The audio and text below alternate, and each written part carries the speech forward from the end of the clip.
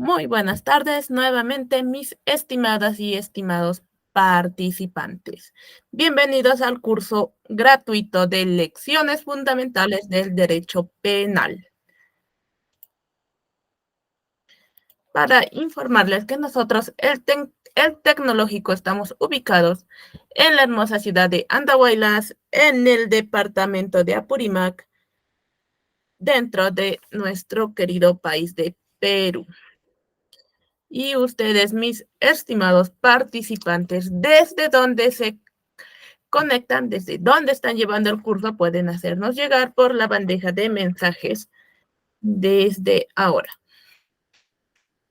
Bueno, para comentarles también que nuestra institución viene trabajando de la mano con diferentes entidades que prestan sus convenios, por ejemplo, para dar cursos en convenio, por ejemplo, como la Municipalidad de Turpo, Ujel Andahuaylas, Municipalidad del Centro Poblado Los Ángeles Huancaray, Los Ángeles Cótaros y Aymaraes, Ujel Chincheros, Municipalidad Provincial de Andahuaylas, Ministerio de Justicia y Derechos Humanos, Asociación de Servidores Civiles del Ejército, Ministerio de Defensa, Instituto de Formación Cooperativa y Ambiental, Municipalidad del Centro Poblado, Chumbao, Instituto de Educación Superior Tecnológico Público de Chincheros y la Municipalidad de San Jerónimo. Nosotros, el Tecnológico, somos una institución con más de 7 años de experiencia orientada a ofrecer educación virtual gratuita de alta calidad a nivel nacional e internacional. Contamos con una amplia gama de docentes altamente capacitados dispuestos a prestar sus conocimientos en cada curso de capacitación que se viene impartiendo. Contamos con una área administrativa que hace posible que estos cursos lleguen a ustedes, mis estimados participantes. Y también contamos con una plana de asistentes académicos puestos a atender cualquier duda o consulta de ustedes, nuestros estimados participantes. Para comentarles que en todo el mes de febrero se vino dando 46 cursos en total, los cuales ya dieron inicio y algunos de ellos ya finalizaron. Este 19 y 20 de febrero inician los cursos de Inglés Intermedio B2, Quechua Intermedio B2, Excel Intermedio, Word Intermedio, Word Avanzado, Sistema de Gestión de Calidad, Recursos Humanos en el Sector Público, Secretariado Ejecutivo, Redacción de Documentos Administrativos, Cajero Bancario, SOMA y CIRI. También tenemos herramientas digitales para la educación virtual, lectoescritura infantil, Photoshop, primeros auxilios, psicología infantil, terapia de lenguaje. En febrero, regálate la oportunidad de crecer y aprender. Si ustedes desean participar de estos cursos, pueden llamar o escribir al número en pantalla al 953-772-123. Nosotros les brindaremos la información respectiva si ustedes quieren ser parte de estos cursos. O si desean también mayor información, pueden entrar a nuestra página de Facebook con el Tecnológico. Bueno, yo soy su asistente académica, Varinia Flores. Cualquier duda o consulta pueden llamar o escribir al 914-767-009. El docente encargado de impartir las lecciones del curso Lecciones Fundamentales del Derecho Penal es el docente Ángel Valverde, quien viene impartiendo cada sesión a lo largo de estas semanas. La frecuencia de este curso son únicamente todos los sábados, en el horario de 4 p.m. a 6 p.m. La duración de este curso es de 4 semanas. Ya se abarcó el tema de la sesión número 1 con ámbito introductorio al derecho penal, también la sesión 2 con el sistema procesal de organización judicial y criminología. Hoy se estaría abarcando lo que es la sesión número 3, límites al poder penal, clasificación de normas, siendo esta la penúltima sesión. Y la siguiente semana sería la última sesión con la cual se estaría culminando el curso. Bueno, en cuanto a la metodología de trabajo, todos nuestros cursos o todas nuestras clases son en vivo y estas clases también son grabadas y remitidas a su grupo de WhatsApp para que ustedes puedan hacer uso de ella, para que puedan visualizarlas y poder repasar a sus sesiones. También se les comparte el material didáctico con el que su docente da cada sesión para que ustedes puedan descargarlas y hacer uso de ellas. Al finalizar las 4 sesiones se rendirá un examen final para que ustedes puedan tramitar su certificado con mención en lecciones fundamentales del derecho penal a nombre de la institución El Tecnológico. Este certificado consta con 90 horas y para que puedan tramitarlo deben obtener una nota aprobatoria o igual a 14 o mayor a esta también, ya que el examen es base 20. Adicional a aquellos participantes que tramiten su certificado, se les habilita lo que es el campus virtual, donde ustedes podrán encontrar toda la información con respecto a nuestra institución y todos los cursos que ofrecemos, las clases grabadas y el material didáctico. Este certificado cuenta con un código único de registro y un código QR. Costo de este certificado es de 30 soles, siendo un trámite opcional. Cualquier duda o consulta con respecto al trámite a la oficina de certificación a la licenciada Raquel Maljo al 953-772-123. Contamos con 2 modalidades de envío. La primera, que es la digital, que se les hace envío a través de su WhatsApp. Les remitimos el certificado a su WhatsApp. Esto abarca tanto a nivel nacional e internacional. Ahora, si desean obtener el certificado de manera física y obtenerlo en sus manos, se les hace un envío por empresa Shalom a un costo adicional de 15 soles por el envío. Para poder dar inicio y dar paso a nuestro docente, voy a hacer una pequeña oración. Espero que me acompañen. Señor, tú eres nuestro escudo protector y en ti siempre confiaremos. Que tus brazos siempre nos rodeen en este día y en muchos también, Señor. Protégenos de todo mal. En el nombre de tu amado Hijo Jesucristo. Amén. Oración para el alma. El Señor te protegerá de todo mal, protegerá tu vida. El Señor te cuidará en el hogar y en el camino desde ahora y para siempre. Salmos 121, 7, 8. Bueno, de esta manera voy a dejar de compartir, mis estimados participantes, y dar pase a nuestro docente. Muy buenas tardes, estimado docente. Le doy paso para que pueda iniciar la sesión de hoy día.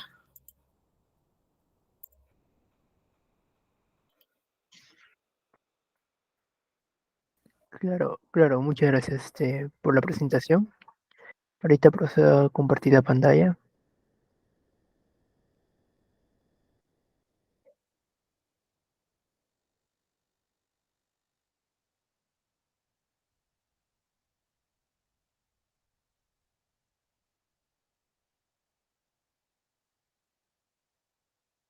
Ya. Como la señorita estuvo hablando, el día de hoy tendremos la clase de límites del poder penal y clasificación de las normas.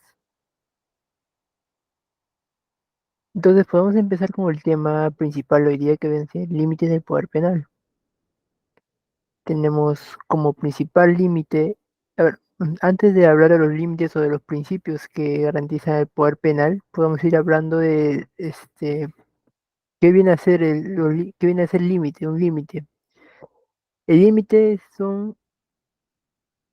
no es solo uno, son varios en sí. Son medios de garantía que permiten al acusado tener un proceso justo y limpio. Entre ellos podemos observar el principio de prevención, que es el que está observándose ahora mismo. Para ello, en el principio de prevención nos indica que el Código Penal tiene por objeto la prevención de delitos y de faltas como un medio protector a la persona. también nos dice que el Código Penal tiene por objeto la prevención de los delitos, pero también se debe entender que el delito plantea un serio problema, convirtiéndose en uno de los principales y constantes preocupaciones. Es lo que usualmente todos podemos llegar a ver en cada vez que uno se levanta por la mañana, va, toma su desayuno, prende la televisión y sale la noticia que se ha cometido delito en tal ciudad, que en tal provincia las personas atraparon a un delincuente infraganti que estaba cometiendo un robo y lo lincharon. O que hay o lo último que se escucha mucho, ¿no? Los famosos homicidios, no, los famosos asesinatos al paso, homicidios al paso.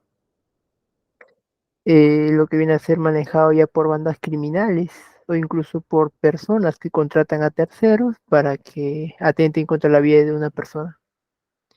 Entonces, estos delitos son un problema principal en todos los países, no solo de Perú, y son muy constantes, y a la vez que evolucionan con el tiempo. No solo evolucionan la forma, sino cómo también se puede desarrollar el delito. También tenemos lo que viene a ser cómo es el poder público y de la comunidad para que se afirmen contra los actos delictivos. En muchas ocasiones también pues, se causan lesiones irreparables a la integridad del ser humano, a la integridad de la persona y la integridad del ciudadano. Incluso la vida de muchos peruanos es atentada, porque cuando es cometido estos delitos no se previenen, no se resuelven con anterioridad o se cometen quebrantando la ley o llegar a la situación en la que nos encontramos actualmente, en una situación donde el sistema penal peruano se encuentra desbordado por la gran cantidad de delitos que se cometen al paso y que esto obliga a las personas al ver tanto un sistema jurídico que está desbordado con tantos casos que le llega y como una policía que no puede responder a todos porque ya se encuentra de- muy atestada de los delitos que hay en el ciudadano. Entonces, ¿qué nos obliga a nosotros como ciudadanos en estas situaciones? Como ciudadanos nos obligan a tomar las manos, nos obliga a tomar las armas contra la delincuencia. Y eso es lo que nosotros vemos muchas veces en otras provincias. Acá en Lima también lo vemos. La gente ya está cansada de los actos delictivos, ya no tiene esa confianza en el derecho, en nuestras normas jurídicas, en nuestros juzgados, ya no tienen esa confianza y ellos deciden tomar acciones por su cuenta. Y muchas veces esas acciones se van en contra de estos principios. Muchas veces las acciones que toma la ciudadanía se van en contra de los principios, no respetan el principio. Pero eso no es porque ellos se vean, ellos quieran hacerlo, sino es que ellos se ven en la necesidad de proteger su familia.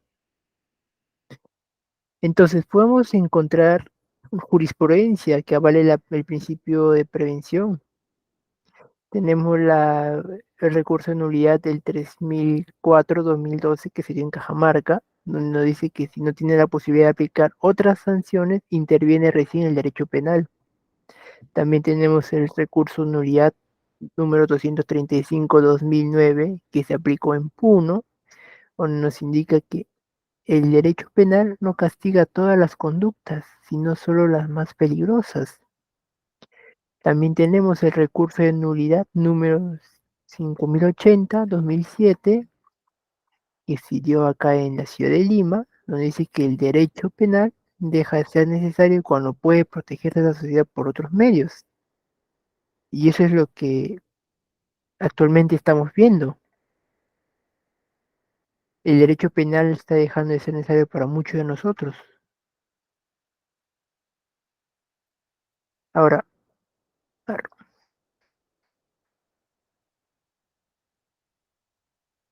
entonces, estamos llegando a esta situación muy crítica en la sociedad peruana.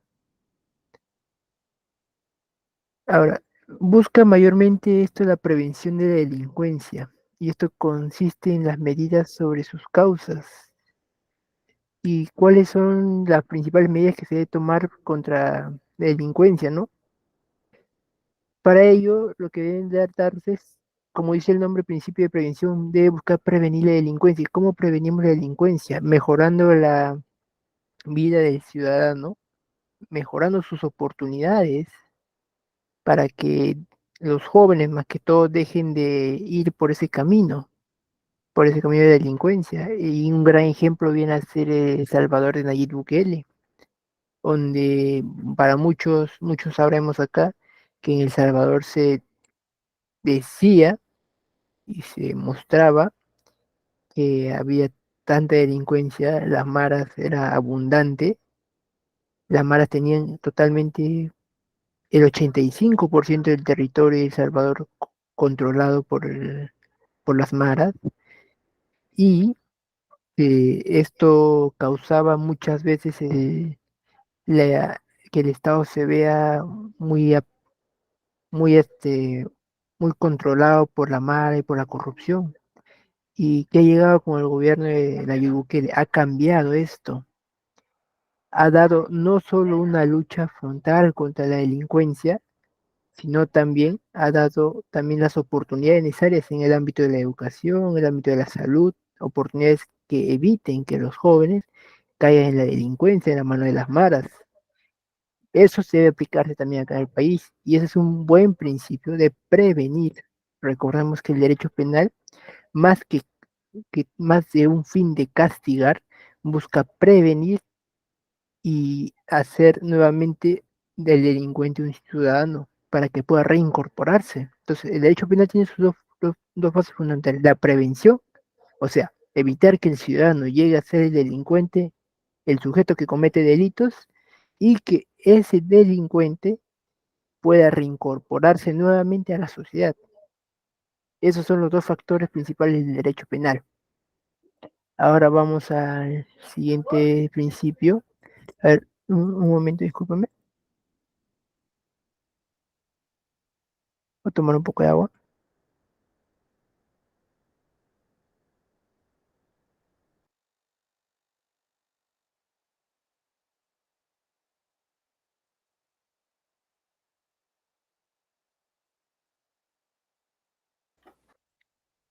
Ya.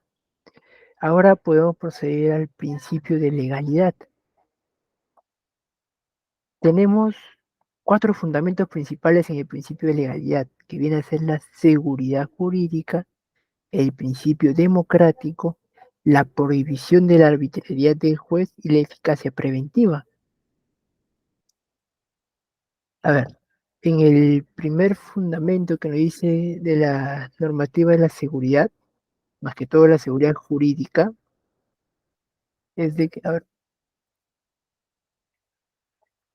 la seguridad jurídica, a ver, podemos abordar un ejemplo que se ha escuchado muchas veces en las elecciones, que se ha escuchado muchas veces los candidatos hablaban de seguridad jurídica.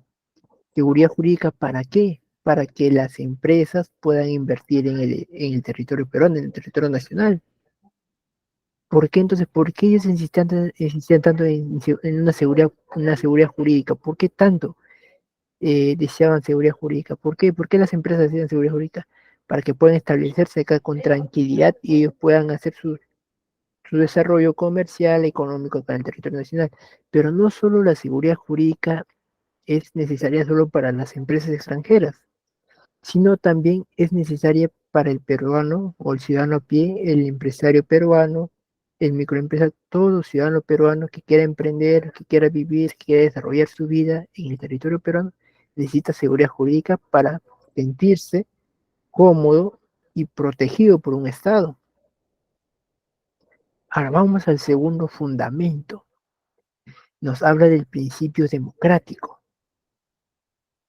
Vayamos por lo esencial, democracia. Demos es poder y gracias poder es pueblo, el poder del pueblo, del latín, viene del latín. Entonces nos dicen que nuestros legisladores, el Congreso, mayormente los congresistas en sí, son los encargados de tutelar los bienes jurídicos que la sociedad valora.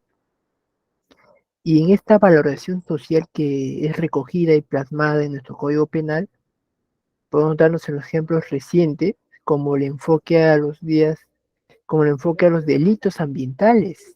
Recordemos que muchos de los delitos ambientales que ahora vemos no estaban antes. Antiguamente no estaban en el Código Penal, no se tomaban en cuenta. Otro también que podemos ver actualmente son los delitos hacia los animales o la protección hacia los animales. Ahora, si una persona es captada maltratando a un animal, maltratando por decir, si una persona capta a otro que está golpeando al perro, esta persona tercera que ha captado puede hacer la denuncia y la persona que ha estado golpeando al perro se puede ir a la cárcel por 3 años. Actualmente hay eso, cosa que en su anterioridad no se daba.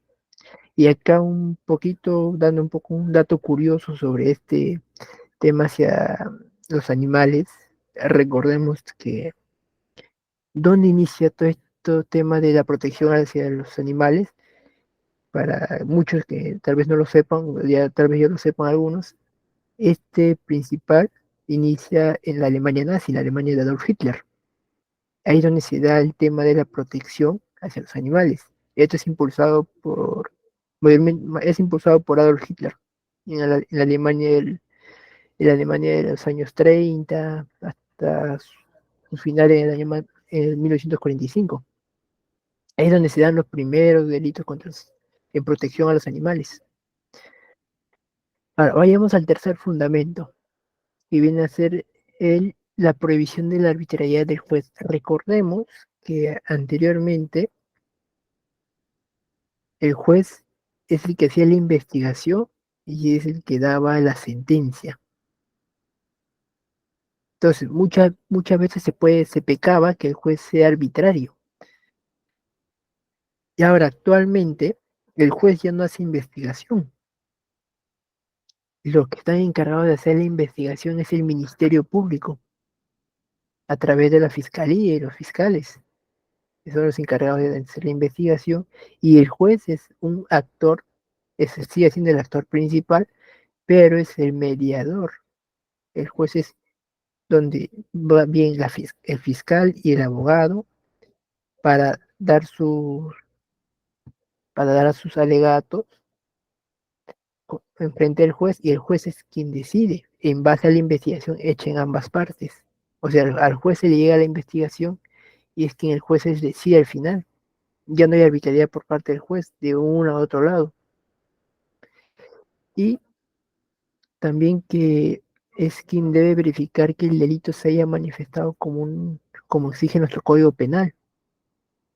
O sea, no podemos sentenciar a alguien por algo que no ha cometido, por un delito que no ha cometido. Eso es lo esencial. Ahora vayamos al cuarto fundamento. Viene a ser la eficacia preventiva.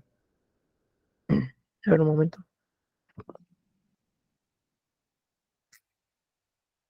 Viene a ser la eficacia preventiva. ¿Y qué nos habla de eficacia preventiva?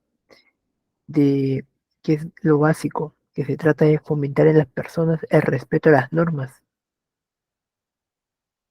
el respeto esencial a las leyes, no importa la voluntad de los sujetos, si es que no se va a coincidir con lo que tiene que cumplir con las normas o las prohibiciones que haya existentemente en nuestro Código Penal. Y esta debe respetar la norma penal. O sea, si A y B se pelean, tienen una discusión fuerte y ambas personas no pueden llegar hasta los golpes o hasta la muerte, porque lo prohíbe nuestro Código Penal, por mucho más allá de ser su voluntad de ambos. No pueden hacerlo. Está prohibido por el Código Penal. Uno no puede ir a matar a otro. Ahora, estos son nuestros fundamentos básicos del principio de legalidad. Y del principio de legalidad tiene sus ramificaciones que se desprenden, como el principio de ley previa o lex previa. También dentro del principio de lex previa nos habla de la retroactividad benigna. También tiene una ramificación más que viene a ser el principio un indivio pro reo y el principio ne bis in idem. Ahora, vamos a comenzar esencialmente por el principio de lex previa o ley previa, que consiste en la retroactividad de la ley penal, que nos dice que en el momento que se haya producido el acto o un hecho, se debe aplicar la norma penal vigente. Pero este principio contiene un apartado más allá, más que la retroactividad benigna. Por ejemplo, si un preso está cumpliendo condena por 9 años, siendo la pena máxima por dicho delito que haya cometido, ya, si posteriormente sale una ley nueva, una ley penal nueva, o se modifica dicha penal y que reduce a 7 años o la aumente a 20 años, este preso se le puede aplicar la menor pena, que sería de 7 años. O incluso también puede darse caso de que pueda salir libre por el principio de retroactividad benigna.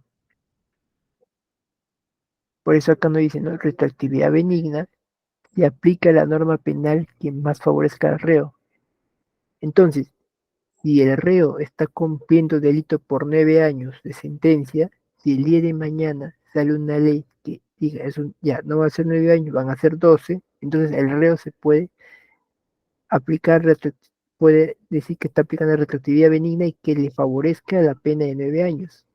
Pero si el día de mañana dicha pena o dicha ley penal indica que ya no van a ser 9, sino van a ser 7 años, entonces el reo también puede agarrarse de esto, puede favorecerse para que no se le apliquen 9, sino se le apliquen 7 años.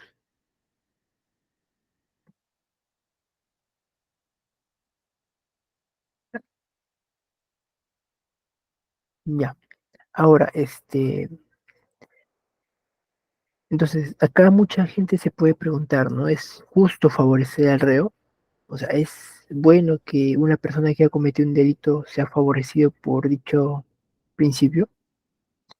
Y entonces debemos ir más allá de esto. Entonces tenemos que entender que más que basarnos en la venganza de que cumpla cadena y cumpla condena, el enfoque penal va más allá. O sea, no es vengativo nuestro enfoque penal, sino que busca atacar las causas e intentar rehabilitar a las personas. Es lo que les estaba explicando a un inicio.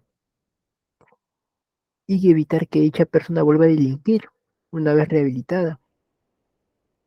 Ahora, vamos al principio del indubio pro reo, que nos dice que en caso de duda, la que favorezca al acusado.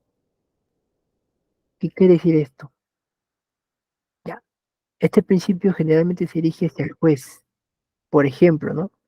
Si existe una duda de la responsabilidad de un imputado, entonces deberá aplicarse este principio y no se podrá atribuirle responsabilidad más alguna. Ante la duda, ¿no? Que haya algo, la que mejor me favorezca a mí como un acusado. ¿Por qué? Porque los medios probatorios no acreditan algo más, no acreditan otro delito. Además, no dicen quién lo ha cometido, pudo haber sido cualquiera. No está clara los medios probatorios. Entonces, si no está claro, entonces yo me puedo apegar a lo que más me favorezca a mí, ante el juez. Ahora, vamos al principio, no bis in idem, que nos dice, ¿no? Que nadie puede ser castigado 2 veces por un mismo hecho. Y acá vamos a poner el ejemplo, ¿no? De una determinada persona que sea sentenciada por un hurto, ¿no? Y resulta que nuevamente se le acusa por el mismo hecho. O sea, tienes tu sentencia y ves que se están acusando nuevamente. Y entonces entra en acción este principio para evitar que nuevamente se vea inmerso en un proceso por este mismo hecho, o sea, para agilizar el proceso más que todo, pero aún falta algo que debo decir, que es el principio de legalidad.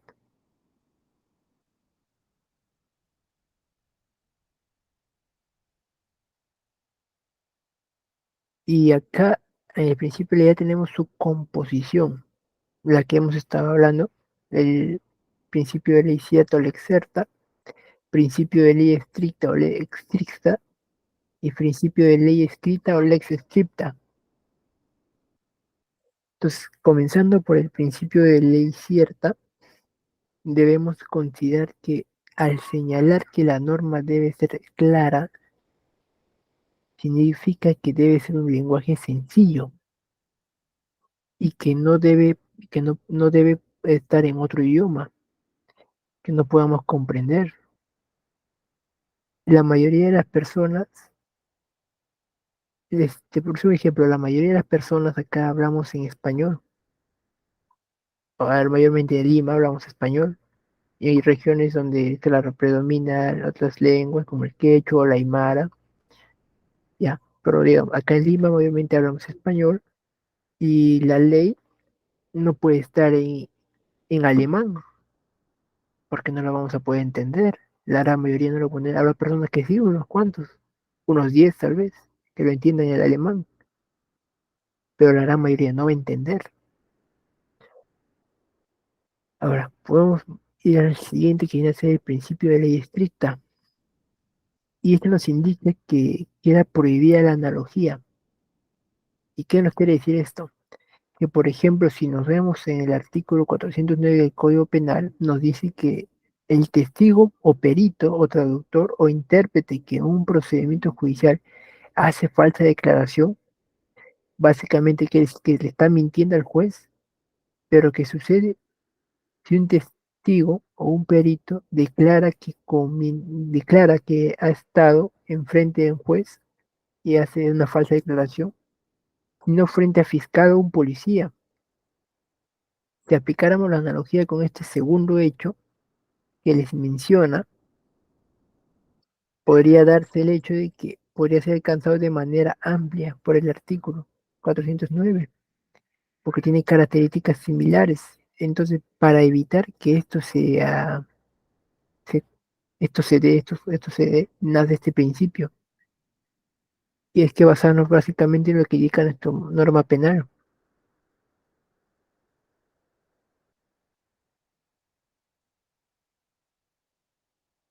Ahora continuemos hablando sobre el principio de ley escrita. Es un principio algo expreso y tiene una conducta más de sanción y deben estar previstas en nuestro Código Penal. En tanto, no se puede sancionar ni crear delitos basados en la costumbre. Por ejemplo, si un determinado grupo que les gusta prender fuego a las personas, ¿no? Muchas veces lo que se da en los casos con las mujeres, porque les gusta prender fuego a las personas por robar, ese tipo de acción no es admitida porque no es una pena válida en nuestro país. Sin embargo, existe una excepción. Esta excepción es el artículo 149 de nuestro Código Penal. No, perdón, este es el artículo 149 de nuestra Constitución, en donde se establece que hay ciertas comunidades, existen distintas formas de actuar o distintas formas de entender el contenido del Código Penal, pero no pueden ser vulneradas en los derechos fundamentales. En tanto, no se puede dar pero mayormente, si nos damos cuenta, lo que nos quiere decir es que hay comunidades donde, y muchas veces se da este caso, ¿no? Donde las comunidades tienen una forma distinta de interpretar el Código Penal, pero esto no puede vulnerar a nuestra Constitución. En nuestra Constitución está la Declaración de los Derechos Humanos. Eso no puede vulnerar nuestros derechos humanos, por más que sea, o sea, la norma penal no puede estar encima de la norma de rango constitucional. Y esto mayormente se da en las rondas campesinas, donde se llega al tema de las torturas, sin medir consecuencias. Es lo que básicamente no solo está dando en rondas campesinas, sino está dando a nivel nacional ya. Ahora, entonces pasemos al principio 9, dice, ¿no? Entonces, este principio constituye la principal limitación del poder punitivo del Estado. Gracias al principio de legalidad, el Estado no puede tener una capacidad tan punitiva de llegar a vulnerar tus derechos humanos. No puede, el Estado no puede ir y condenarte a 90, 70 latigazos porque has robado un pan. Y que esto solo se puede aplicar la pena en las conductas de manera previa que estén definidas como un delito por ley penal. Además, el principio de legalidad surge dentro del contexto histórico como el control del poder de los jueces que lo impedían y cualquier forma de interpretación que no provenga de la letra de nuestro código, constituyen como un principio fundamental del derecho público. Básicamente lo que en pocas palabras el principio de legalidad nos busca proteger, como le había explicado, nuestros derechos humanos y evitar que se sentencien hayan condenas por delitos que no estén previstos en nuestro código penal. Por decir un ejemplo claro, hace 30, 40 años no existían lo que vienen a ser las computadoras como conocemos hoy en día. Entonces no estaban previstos los delitos informáticos, ni siquiera existían los celulares como tenemos ahora. No se prevían los delitos de como el acoso sexual por redes sociales, o los delitos de pirateo, o el delito de robo de información a través de computadoras. No estaba previsto eso y no se les podía condenar a las personas que cometían, o sea, las personas cometían el delito, pero no se les podía condenar porque no estaba en nuestra ley penal. Ahora pasemos al siguiente. Y acá les presento, ¿no? Lo que viene a ser una noticia para ustedes. ¿Qué es lo que pueden discernir de la noticia? Muchos de los que han vivido por aquellos años, podemos entender qué significa, ¿no? Y hasta ahora está causando mucha controversia. Y nos dice, ¿qué nos dice la portada? Dice, chapa tu choro y déjalo paralítico. Y nos indica que hay un 53% de peruanos que apoya la iniciativa. A ver, a mí me gustaría que escucharlos a ustedes. O sea, no sé si podrán escribir por chat acá y quisiera escuchar sus opiniones. ¿Qué opinan de este tema, ¿no? De chapa tu choro y déjalo paralítico? Porque tengo entendido que hay hasta grupos en páginas o redes sociales, principalmente en Facebook, donde se suben imágenes de personas atrapando delincuentes y torturando a los delincuentes, hasta llegando a quemar. A ver si alguien puede decir qué opina de ello. A ver, me gustaría también escucharlo, leerlos.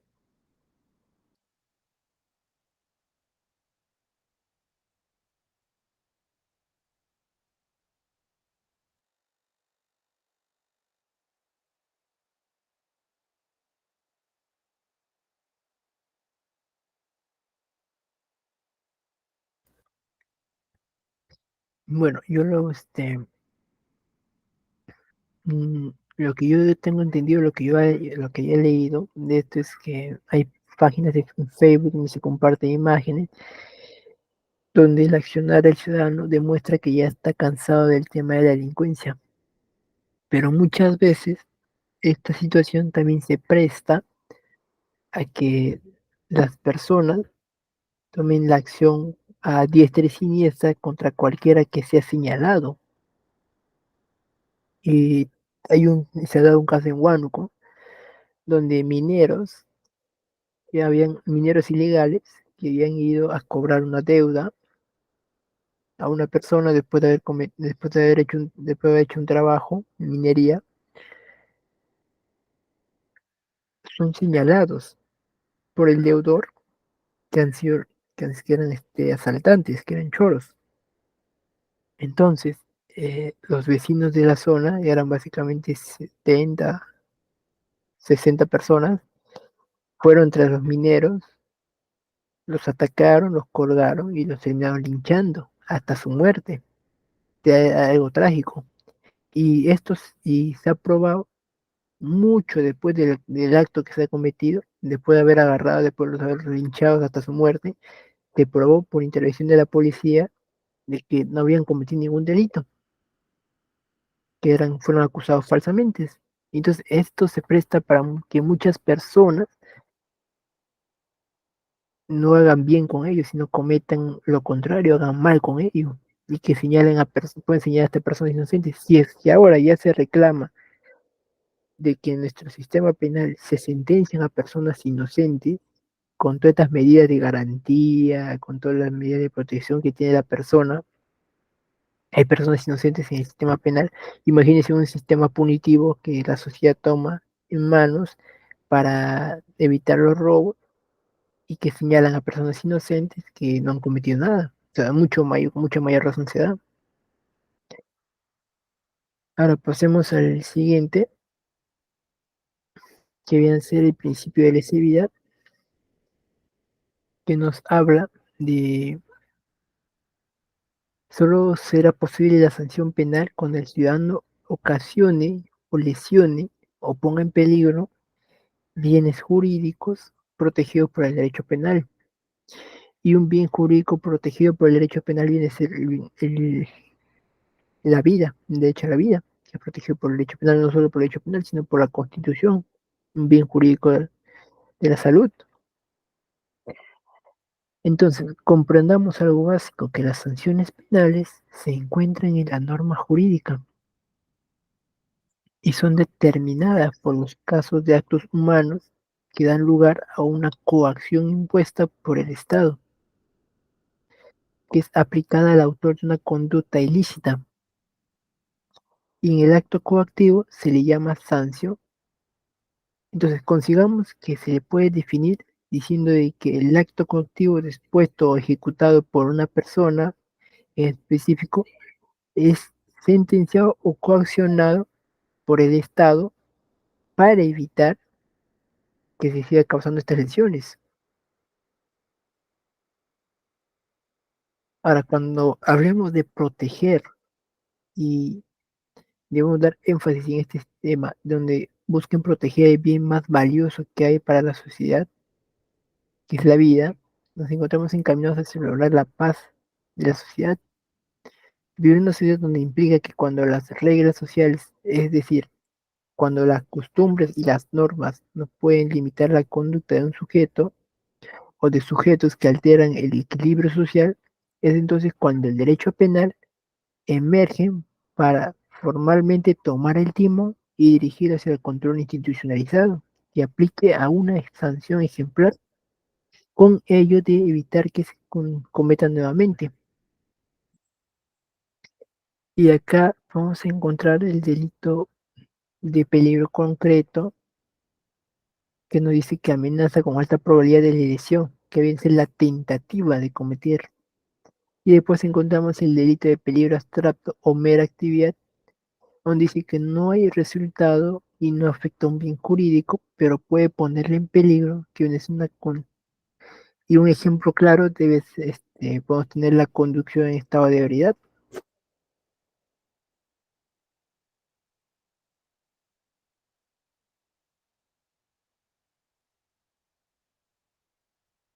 Ya, ahora podemos ir también, ahora podemos hablar del principio de intervención mínima,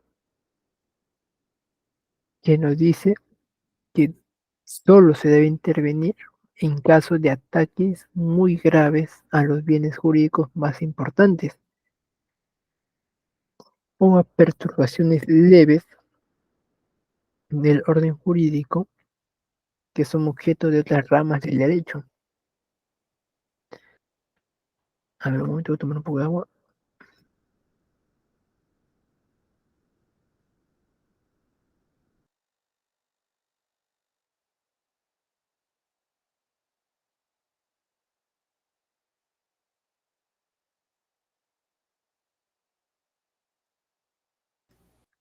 Ya.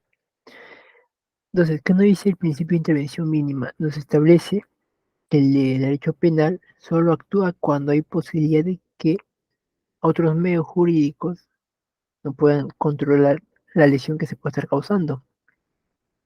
También es conocido como el principio de última ratio. Limita las sanciones o indispensablemente los casos que no existe otro instrumento protector. Y que básicamente podemos dar algún ejemplo donde, por si hay un delito de actividad administrativa donde se comete un delito administrativo, donde se puede resolver por la vía administrativa, pero la persona que hace la demanda quiere resolverlo por vía penal.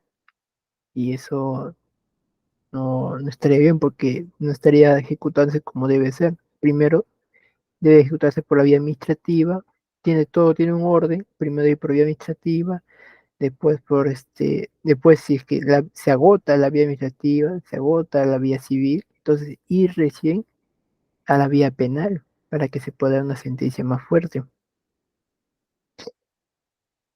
Y entonces nos indica que tiene un carácter subsidiario. Nos dice que cuando las demás alternativas no funcionan, y acá podemos tener el ejemplo del recurso de nulidad número 2573 de 2015 o de Lima, que viene a ser dado en Lima del 10 de enero de 2016. Acá nos indica el fundamento 14 que dice que debe priorizarse vías distintas a la ley penal para la solución de conflictos de relevancia jurídica, por lo que solo son determinados hechos que deben ingresar al ámbito penal. A ver, leyendo lo que dice acá, a ver, dice Fabiola Cano, hemos llegado a un punto en donde el pueblo se siente solo ignorado a nivel de seguridad, en donde la justicia no llega. Claro, eso es muchas veces lo que se da a nivel social, donde ya la gente se siente cansada del tema de la inseguridad, ya no soporta más que todo con la llegada de los inmigrantes al país, que no solo son venezolanos, también hay inmigrantes colombianos, y lo que muy pocos hablan es de la gran cantidad de inmigrantes haitianos que llegan desde la frontera de Brasil, o muchos inmigrantes de África, más que todo de Guinea, Centro de África, que llegan también por la frontera de Brasil. Muy pocas veces se hablan de eso y que tal vez acá en Lima no se ve, porque en Lima obviamente se ve el tema de los venezolanos, pero más que todo eso se ve en la parte central de la selva, en Ucayali, o por la zona de Loreto, por esa zona donde está la selva, donde hace frontera con Brasil y Colombia, ahí es donde se ven más esos temas. Y sí, la población se siente ignorada en sus casos. ¿Por qué? Porque no hay un aparato suficientemente grande que pueda tomar por riendas todos esos casos.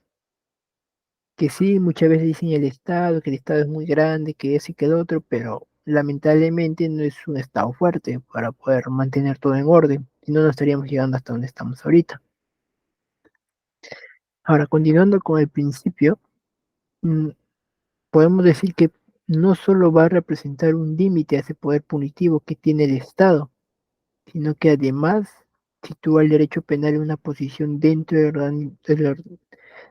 organigrama jurídico que se puede considerar como una última instancia o como un último recurso que se debe llegar a dar, del que dispone el Estado para conseguir una sociedad democrática en orden. Además del derecho penal, desde otro enfoque también dictamina que se debe intervenir mínimamente en la vida de los ciudadanos y que por otro lado debe intervenirse urgentemente cuando lo amerite y cuando existe un ataque a un bien jurídico tutelado por toda la sociedad. Y es por ello que este principio contiene un carácter subsidiario, que nos indica que no es necesariamente aplicar una pena cuando se puede aplicar sanciones administrativas o de derecho civil. Una vez, o sea, básicamente, ¿por qué el principio no dice por qué aplicar una pena si previamente no has agotado la vía administrativa o la vía civil?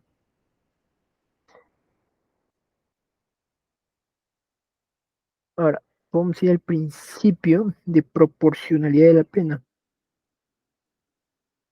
Un, un ejemplo para entrar en este principio. A ver, creo que hace mucho fue ese tema donde se le acusaba a una persona de haber entrado a una panadería a robar fue a entrar a la panadería a robar un pan y se la acusó se la terminó sentenciando con 10 años de pena de cárcel, creo, en ese tiempo, por robar un pan, cuando es algo, no es algo proporcional con el delito cometido. Y nos dice, ¿no? Que este principio exige que la dureza de nuestra pena no sea superior a la gravedad que socialmente tiene el hecho castigado. Entonces, si la persona robó un pan, la persona no atentó contra alguien, porque al fin no cometió ningún asesinato, entró, amenazó y robó el pan, o tal vez entró, se lo quitó a alguien y se fue. Y con la sentencia que se le dio no es muy proporcional con el hecho que haya cometido. Muy distinto sería que la persona ahí entra, mató a alguien y se robó el pan. Entonces ahí sí sería proporcional. Ya, entonces nos dice que según el principio de proporcionalidad del derecho penal, la gravedad de la pena o de la medida de seguridad debe corresponder con la gravedad del hecho cometido o con la peligrosidad del sujeto respectivamente. ¿Y por qué es necesario este mecanismo de proporcionalidad? ¿Por qué es necesario ser proporcional la pena con el acto cometido? ¿Por qué? O con la persona que comete el acto. Porque un hecho de sanción que significa una sanción que se da, se debe adecuar a la actuación que se haya cometido y como efecto su neutralidad. Entonces, debemos poner esencialmente que las sanciones extremadamente restrictivas tendrán un problema de que no abordamos las causas por las actuaciones que se hayan cometido. Y por eso se dice que tiene que un carácter limitativo de la potestad punitiva porque prohíbe castigar los delitos con penas más graves que la propia entidad del daño causado. Ahora, sin embargo, puede tener este carácter limitativo. Lo que vemos en la realidad es una inaplicación de este principio, porque generalmente se cree que penas más duras es un reforzamiento de la seguridad ciudadana, pero será así, o sea, si aplicamos cadena perpetua para todos los delitos, ¿realmente se reducirá la delincuencia? O sea, si nosotros solo nos encargamos de sentenciar a las personas con cadena perpetua, ya digamos, del día de mañana todos los delitos tienen cadena perpetua, y solo nos encargamos de sentenciar a todas las personas con cadena perpetua y que no salgan de la cárcel. Pero no abordamos el tema de la educación, no abordamos el tema de la seguridad social, no abordamos el tema principal de las brechas económicas, las brechas sociales que hay en la sociedad, por si no es lo mismo de una persona que nace en Lima de una persona que nace en la sierra, no tiene las mismas posibilidades. Entonces, las personas que cometan nuevamente los delitos van a existir,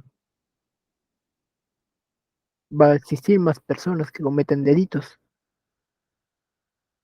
Si no protegemos las fronteras, van a existir más inmigrantes que entren al país y que un porcentaje de los inmigrantes cometan los delitos. No son todos, pero sí es un porcentaje. Entonces, si no abordamos el tema esencial, o sea, si no abordamos la raíz, si la mala hierba no se corta de la raíz, no se puede reducir. Por más cadena perpetua, por más sentencias punitivas que se den, no se va a dar una reducción si es que no se abordan los temas principales. A ver, acá Mauricio dice, la invasión extranjera en nuestro país es por las fronteras, lo cual ocasiona desorden social en nuestro país. ¿Y cómo evitar eso? Me pregunto. Ya, la invasión extranjera. A ver, la invasión extranjera no es algo que el Estado puede evitarlo.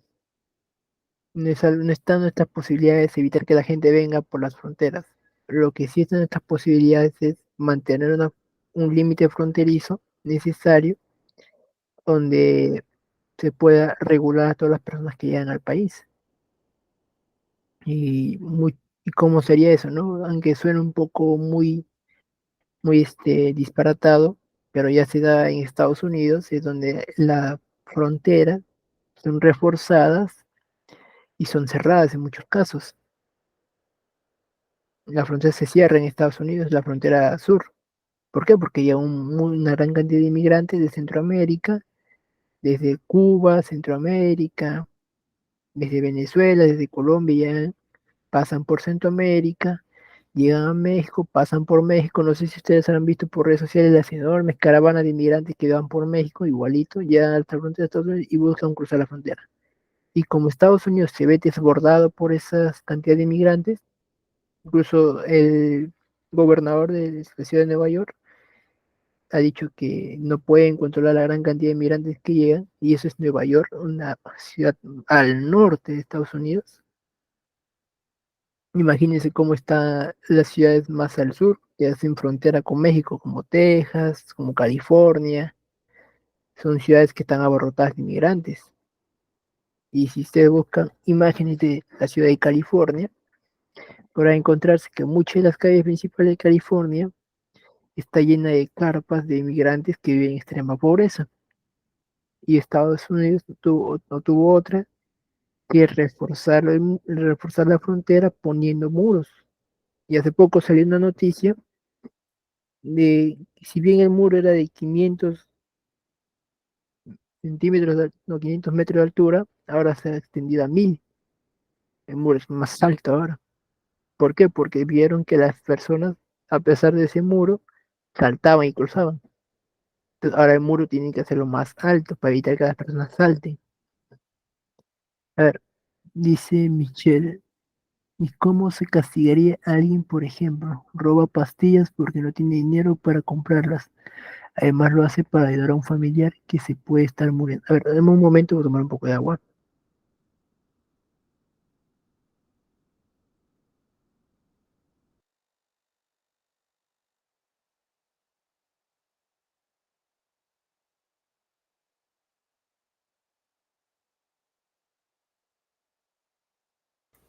A ver, ya, ¿cómo castigar a alguien que roba pastilla por necesidad?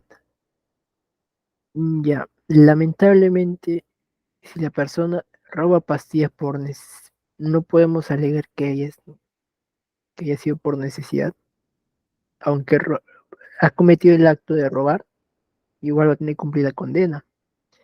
Ahora, ¿qué sí se tiene que hacer? Es aumentar aumentar en el ámbito laboral. ¿Por qué? ¿Por qué la persona roba la pastilla por necesidad? Tal vez la persona no tiene trabajo. ¿Por qué? O tal vez a la persona no le pagan suficiente. Tal vez la pastilla es mucho más allá de sus posibilidades económicas y nada más tuvo que robar. Entonces, la sentencia igual se va a dar. Igual lo van a sentenciar por robo. Y eso tiene que ser proporcional a lo que ha robado. Donde ha robado una pastilla, bueno, no a matar, entonces ya se le puede dar una sentencia de 1 a 2 años, hasta 3 años. Ahora, ¿cómo evitamos que más personas, esa es la pregunta ahí, cómo evitar que más personas vuelvan a robar pastillas o terminen robando por necesidad, delinquiendo por necesidad? Creo que si se acordarán, la, la clase pasada vimos un ejemplo de un chico donde le robaba a un niño un solo, creo que lo puse para esta clase, no recuerdo. Si es para esta clase, se los voy a mostrar, donde el chico termina robando un solo a un niño porque no tenía pasaje. Entonces, ¿cómo evitar que lleguen estos extremos, estos casos? Porque ese es un extremo, ya. Llegar a robar ya es un extremo, es un extremo total. No creo que alguien que ahorita, quiera comprarse algo y tiene trabajo y no le alcanza el sueldo del trabajo, va a ir a robar. Tal vez esa persona va a ahorrar y se va a comprar lo que tiene que comprar. Entonces, y el robo es un extremo total. ¿Y cómo evitamos eso? Dándole mayor cantidad, dándole mayor, más educación a la población, dándole más derechos laborales, aumentando, si es que están las posibilidades, incluso acá en Lima está la posibilidad de aumentar lo que es el sueldo mínimo, aumentar el sueldo mínimo por regiones. Si en Lima puede ser 1.500 dependiendo del acorde del nivel de vida de la población, cómo cuesta vivir en Lima, cómo cuesta vivir en otras provincias, si el sueldo aumenta acorde al nivel de vida de la provincia, de la zona donde está. Pues, se puede dar muchas medidas para evitar que se cometa el delito. Eso es lo esencial, lo que se debe abordar. Ya, ahora, también debemos acordarnos un tema que hemos hablado en esta clase anterior, que viene a ser la criminología. ¿Y qué es la criminología? Es una ciencia especializada en el estudio de las causas que se dan como un resultado de un delito o la conducta prohibida que es por el Estado. Entonces, la criminología nos dice que la criminología se encarga de estudiar por qué la persona A comete el delito, por qué persona A tuvo que ir a robar la pastilla para cometer el delito. Ese es el enfoque de la criminología penal, cosa que nuestro derecho penal no se encarga, porque el derecho penal solo aparece para determinar responsabilidades del delito que hayas cometido. Ahora, si nosotros para responder la pregunta, ¿qué debemos hacer para dar una lucha adecuada contra la inseguridad? Es requerir que la ciencia de la criminología nos ayude para ello. Y es por ello que nos está presentando un inicio del ejemplo de El Salvador, de cómo ha luchado contra la criminología, no solo sentenciando, como muchas veces se ve en los medios, donde dicen, en El Salvador sentencian a más de 1.000 personas a la cárcel de un juicio. Ya, está bien, están ejecutando responsabilidades por el derecho penal, pero cómo también están evitando que más jóvenes caigan en las maras, dando más oportunidades, mejorando las oportunidades que tienen las personas para educarse, para salir adelante. Entonces, eso es lo que debe enfocarse principalmente acá en el país. Ahora vamos al siguiente. Acá está el ejemplo, ¿ves? En Huancayo es este ejemplo. Hombres sentenciada a 5 años de cárcel por intentar robar solo a un niño. Bien, justo estamos hablando de la proporcionalidad. Y este es el caso que se nos presenta. A ver si les gustaría opinar sobre el caso acá. Déjenme, yo los leo. Entonces, ¿qué podemos ver acá? Que la cantidad del dinero que se ha cometido el delito consiste en que el sentenciado había cogoteado a un menor de edad y lo amenaza, diciéndole que tiene que dar dinero, incluso no solo lo llega a amenazar, sino también lo llega a sujetar del cuello. Y en el caso donde se nos presenta esto es el reportaje de la República, si no me equivoco, es donde incluso el hombre, cuando está intentando quitarle el dinero al niño, porque en palabras del hombre, el niño era un conocido suyo, hasta que sale una vecina y le amenaza con la escoba para que se aleje del chico.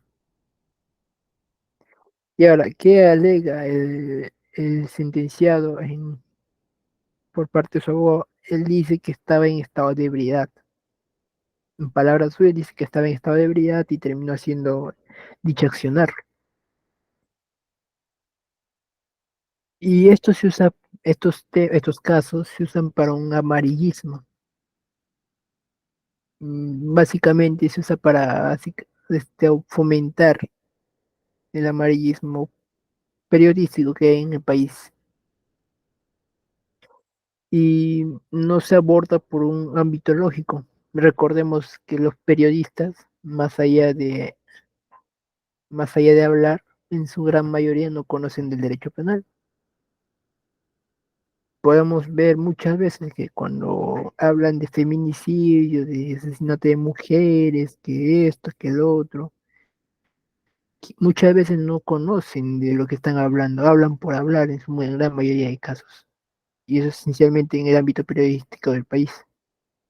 Creo que hasta hace poco se ha dado también la denuncia donde, si no me equivoco, el diario La República, bueno, era un diario que saca sus caricaturas, donde pone un ejemplo, ahí pone a tres policías y uno dice el policía que roba, el policía que no atrapa al ladrón y el policía que hace su trabajo. Y todos son igualitos. O sea, no están dando de que todos los policías roban, todos los policías no atrapan ladrones y que están ahí nada más. Y ellos, no ellos solo lo abordan para un amarillismo, que puede ser un amarillismo político, un amarillismo periodístico, quieren aumentar la zozobra, quieren, se presta para división, se presta para muchas cosas. Entonces, muchos de ellos no conocen el ámbito de la policía, lo hacen para captar la atención del público, no saben cómo está la policía. Si nosotros le preguntamos al autor de la caricatura, seguro ni siquiera sabe quiénes son de la PNP, qué es la PNP o qué hace la PNP, lo ha hecho nada más por un amarillismo, para hacer más, para atraer atención, para hacer rating, en pocas palabras.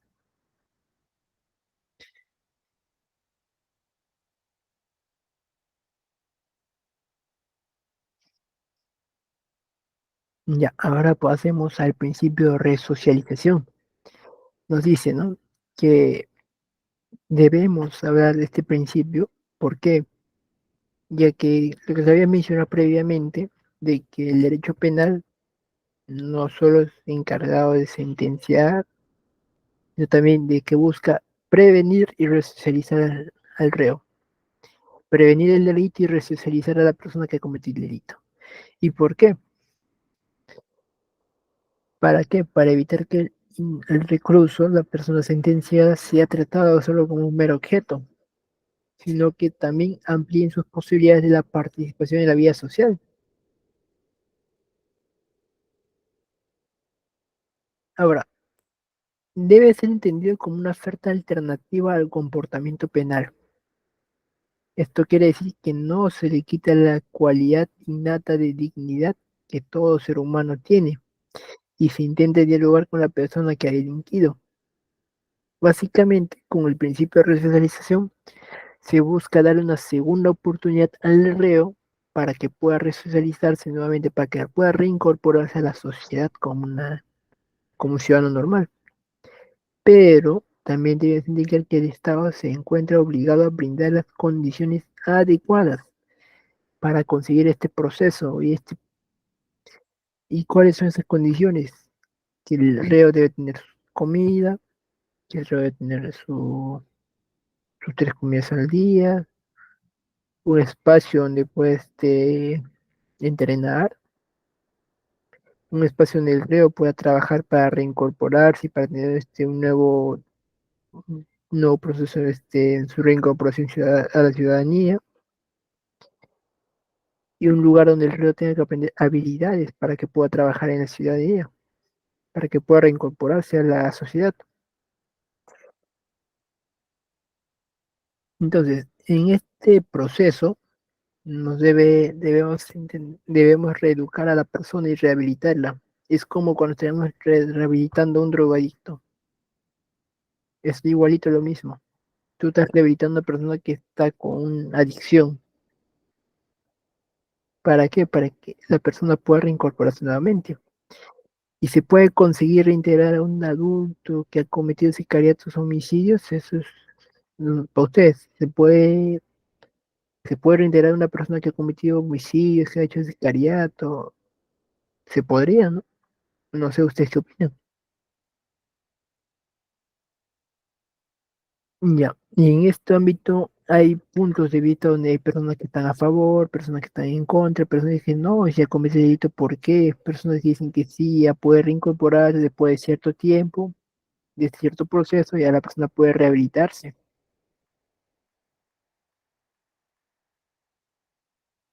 Ahora pasemos al principio de humanidad. A ver un momento.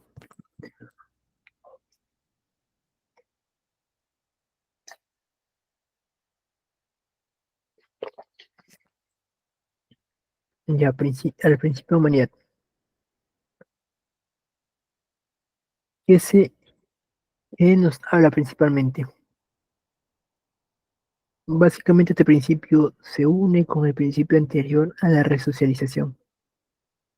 Pues nos dice que ante la imposición y ejecución de las penas se debe tener en cuenta la personalidad del acusado y en su caso del condenado, procurando devolverle su vida en sociedad. Y según los postulados de este principio, se rechaza por cruel toda sanción penal que pueda resultar brutal en sus consecuencias para la persona. Es decir, se debe buscar una pena humanitaria en el sentido que no afronte una crueldad innecesaria, tomando en cuenta que su dignidad sigue vigente y que no podríamos asumir que un reo sea torturado, violentado por el simple hecho de que se pueda querer, por el simple hecho de que el Estado lo diga. Entonces, este concepto de dignidad humana se identifica con la filosofía kantiana, con la condición del ser humano como fin en sí mismo, y no como un simple medio o un medio objetivo o un producto. También nos habla de que tiene determinaciones biológicas, psicológicas y sociales y culturales, pero de todas las posibilidades de realizarse desde su deseo de libertad. También comprende que bajo este principio se puedan tener sentimientos encontrados, porque como tratar con la dignidad a un homicida o un violador es algo complicado, pero también tenemos el hecho de que las prisiones están personas que sufren tratos crueles por estos delitos. Entonces, un poco contradictorio esta situación, del principio la dignidad humana, y hay personas que están a favor, hay personas que están en contra, hay personas que dicen que el reo, ¿no? El homicida, el que ha hecho violación, el que ha hecho violación no merece dignidad humana, merece todo castigo, pero es muy distinto a lo que nos dice nuestro Código Penal. Entonces, ¿dónde encontramos este ámbito de la dignidad humana? Lo podemos hallar en la Declaración Universal de Derechos Humanos del año de 1948, en el artículo 5, y también en el Pacto de los Derechos Civiles y Políticos de 1966.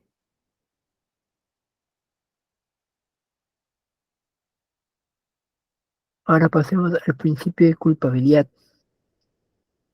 Ahora llegamos a un punto donde hablamos de la responsabilidad penal y debemos señalar también que la persona que será sancionada debe serlo con suficientes elementos probatorios y hechos concretos y claros, y con un debido pronunciamiento del juez o magistrado. Y también tiene que haber una debida motivación. Al margen de muchas de las críticas que se formulan del libre albedrío como la base de la culpabilidad y de las nuevas fórmulas de funciones sustentativas que se postulan en la doctrina existente, también tenemos un acuerdo en reconocer al principio de culpabilidad un rol garantista e importante. Concretamente en el principio de culpabilidad señala que no hay pena sin culpabilidad, la famosa nullum crimen sine culpa.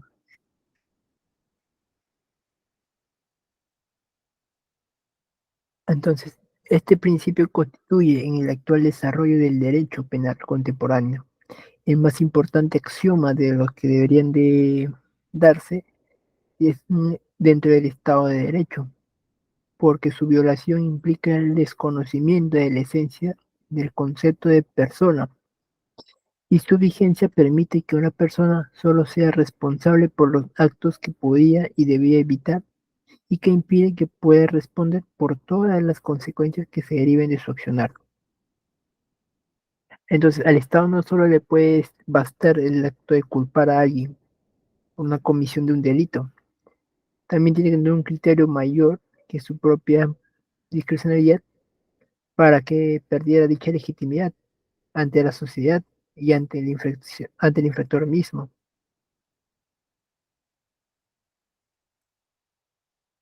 Ahora vayamos al principio de pena o extinción de la pena.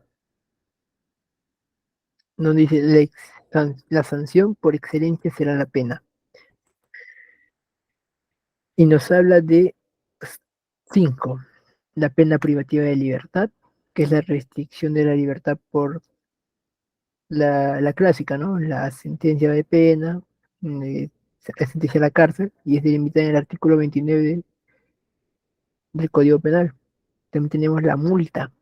Si no se paga un día, la multa se intercambia por pena privativa de libertad, que está en el artículo 41 del Código Penal. También tenemos la prestación de servicios, o lo comúnmente dicho, servicios comunitarios.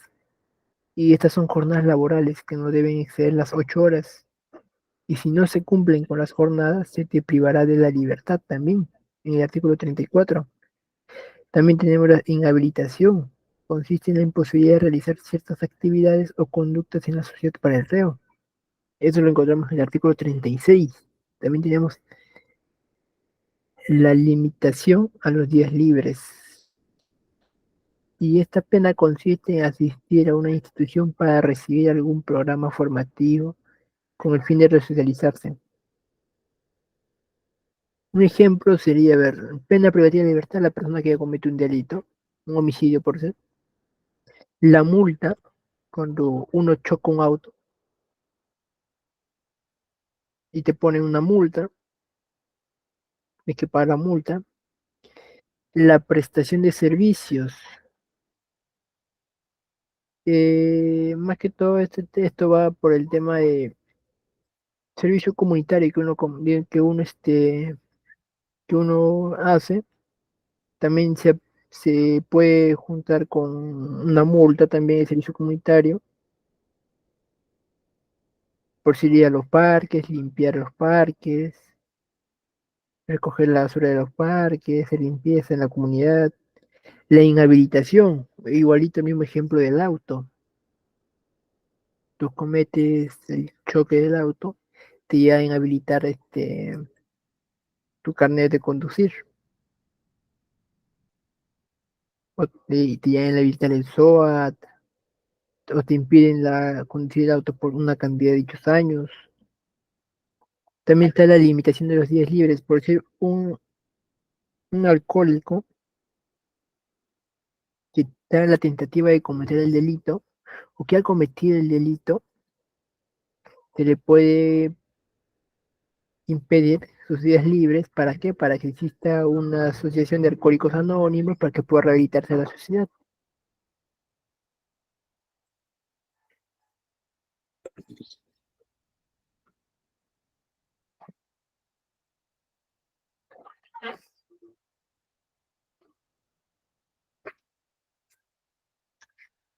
Ahora, tenemos los medios de control social. Tenemos en los medios, principalmente los medios no punitivos, hay dos tipos, los no coercitivos y los coercitivos. Los no coercitivos es donde no hay una injerencia directa del derecho penal, por si el patrullaje de la policía, las campañas del Estado para prevenir los delitos, y los medios coercitivos es donde hay una injerencia directa del derecho penal. Y un ejemplo es la intervención policial o de las Fuerzas Armadas en el estado de emergencias. O por si cuando la policía va a los mercados, interviene porque se ha encontrado que ahí venden partes robadas, hay un medio coercitivo de la policía. Ahora, entonces, si nos damos cuenta de esta división, se va a hacer mejorar el alcance del control que tiene el derecho penal, que tiene el Estado. Entonces, busca hacer de que el derecho penal tenga un mayor alcance en el ámbito de la sociedad. ¿Para qué? Para hacer el uso de su poder de una manera más organizada. Entonces, tenemos un segundo subtipo también. Es el control que está en los medios punitivos, que está acá dice que atribuyen responsabilidad a la persona. Entonces, un ejemplo de ello es la responsabilidad civil, la responsabilidad administrativa, la responsabilidad penal. Un ejemplo sería los casos que se dan, las responsabilidades civiles, en un litigio, en una venta de propiedad, las responsabilidades administrativas por los no pagos de una deuda hacia el banco, o por no pagar el sueldo de una persona, que muchas cosas se dan. Ahora, ¿qué sucede cuando la persona es inimputable?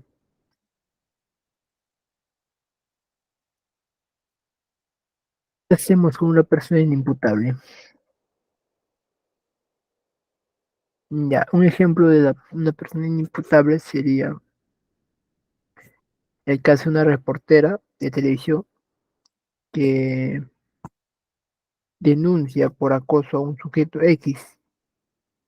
¿Y por qué denuncia por acoso? Porque este sujeto X iba a su centro de trabajo a preguntar por ella, diciendo que era su esposo y que incluso llegó a la casa de la reportera preguntando por ella.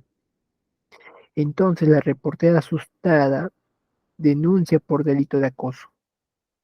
Pero cuando el fiscal hace la investigación preliminar, durante la indagación se descubre que este sujeto tenía esquizofrenia. O sea, la persona no lo hacía por voluntad, sino lo hacía por un daño mental. Entonces la persona no tenía una capacidad mental para darse cuenta de las reglas que hacía, lo cometía. Entonces, ¿qué se hace en esos casos, no? No lo podemos dejar suelto, pero tampoco lo podemos sentenciar, porque no es su culpa. Es una enfermedad mental, no es que lo esté haciendo intencional, pero tampoco lo podemos dejar ahí para el aire libre que cometa todo lo que quiera. Entonces, en estos casos se aplican las medidas de seguridad y las medidas de seguridad están hechas con el único objetivo de evitar este tipo de situación. Y tienen dos tipos. La primera es la internación de la persona con esquizofrenia y el ingreso y tratamiento a un centro especializado con fines terapéuticos. Y la segunda es la medida de seguridad, consiste en el tratamiento ambulatorio de un imputable, una persona inimputable como la persona de esquizofrenia, relativo. Y un ejemplo de ello sería que si sufre una adicción, que sufre una adicción a las drogas, al alcohol, y que provoca un choque.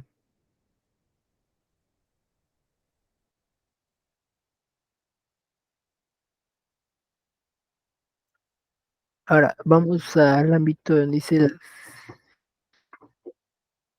clases de la norma penal. Ahora, antes de hablar de las clases de norma penal, hay que señalar que tenemos también rasgos de mandato y que hay dos tipos de los rasgos de mandato. En los rasgos de mandato tenemos dos. Primero, la norma primaria, la norma secundaria, y la norma primaria nos dice que se encuentra dirigida a los ciudadanos y a la población en general.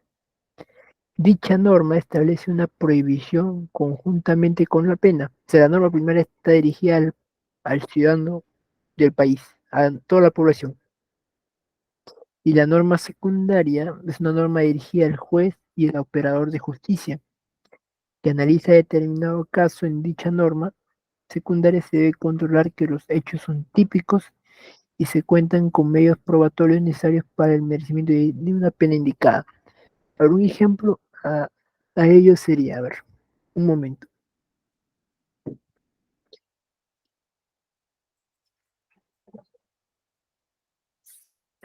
Un caso de norma primaria sería la constitución política del país. Es una norma dirigida a todos, hasta el presidente, desde el presidente hasta el reo. Y una norma secundaria sería dirigido, por si un caso ello sería el, la ley orgánica del Ministerio Público. La ley orgánica del Ministerio Público no está dirigida a todo el ciudadano, sino está dirigida exactamente a las personas que trabajan dentro del Ministerio Público. Ahora, vamos al tema de las clases de las normas. Comenzamos hablando de las normas penales completas. Son aquellos que cuentan con todos sus elementos necesarios dentro de la misma norma penal y están compuestas por un supuesto de hecho sumado a una consecuencia jurídica.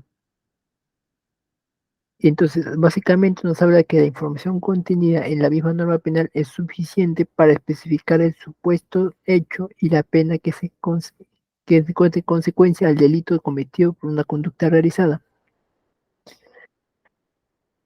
Podemos hablar del concepto que nos presenta el doctor Marcel Rubio Correa, donde dice que la norma jurídica es de un carácter lógico jurídico y es por ello que nos dice que la norma es un mandato de que a cierto supuesto debe ser jurídicamente una consecuencia.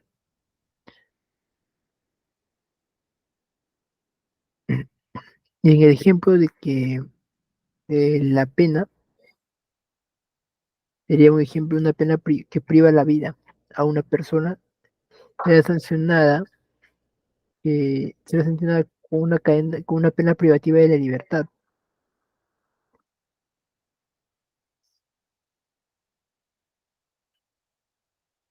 Pero también tenemos que entender que cabe señalar que el sentido de completa debe tomarse como como algo de un sentido de comprensión rápida, para que el delito del mismo hecho no sea necesario seguir una doctrina o de la jurisprudencia previamente indicada, para que su aplicación pueda abarcarse la infinidad de un hecho particular que ocurra en referente a un delito particular. Acá tenemos un ejemplo, ¿no? Del homicidio simple, en el artículo 106, uno dice que mata, otro será reprimido con una pena privativa de libertad no menor de 6 ni mayor de 20.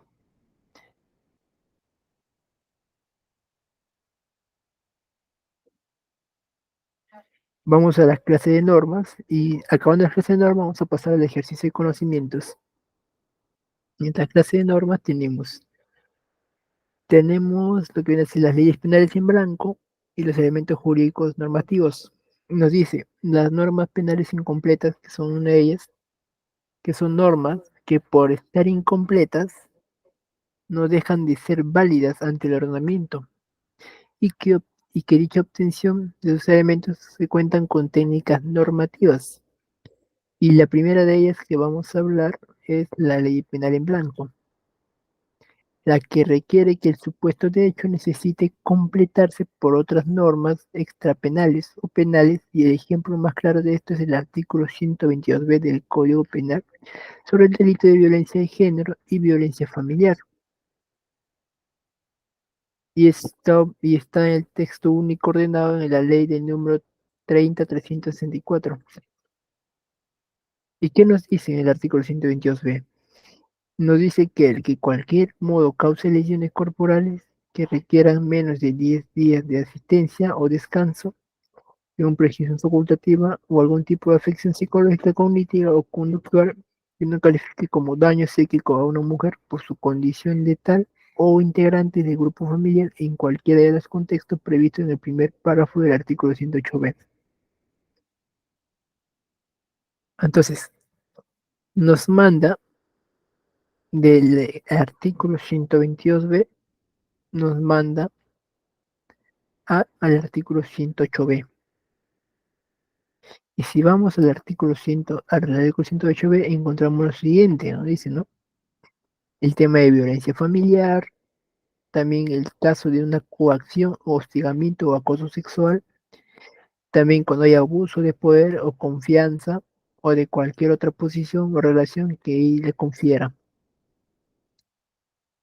Y cualquier forma de discriminación contra la mujer, independientemente de que exista o no haya existido una relación conyugal o de convivencia. Entonces, el artículo 122 nos remite al artículo 108b, pero hay un problema también ahí, que entendemos por lo que es violencia a la mujer o en su condición de tal. ¿Quiénes son los integrantes del grupo familiar? Entonces, para entender y comprender ese ámbito de esas dos preguntas, más nos remitimos a la ley número 30.364.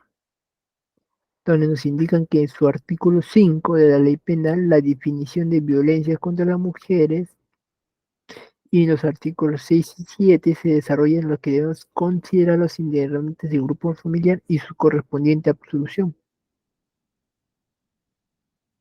Entonces, las leyes penales en blanco necesitan de interpretación sistemática importante, por eso no pueden ser dificultosas de entender, pero es en la práctica donde uno llega a manejarlo con mucho más rapidez.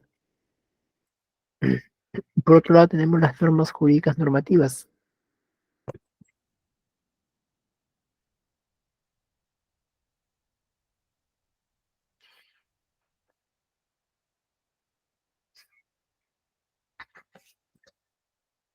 Y las normas jurídicas normativas tenemos las que derivan de una normativa extrapenal, que sirve meramente como criterio de interpretación de la norma penal.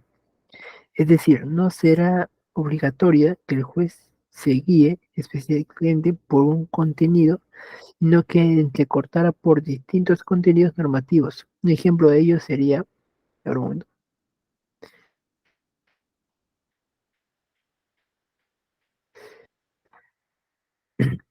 los delitos contra la administración pública.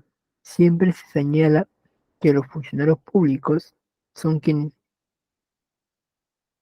son los funcionarios. Entonces, en el delito de administración pública nos dice quiénes son los funcionarios públicos y en ese concepto lo podemos encontrar en el artículo 425 del Código Penal y en la Ley de Servicio Civil. Así también como lo encontramos en el derecho administrativo, también podemos encontrarlo en el derecho administrativo de la Ley 27.444. Y esta segunda clasificación nace porque nuestros legisladores a veces no desarrollan bien todos los postulados y no pueden hacerlo. Entonces, de manera completa, debido a la carga interpretativa, requiere otras normas, otras leyes, y en tanto se da esta clasificación para poder facilitar las actuaciones.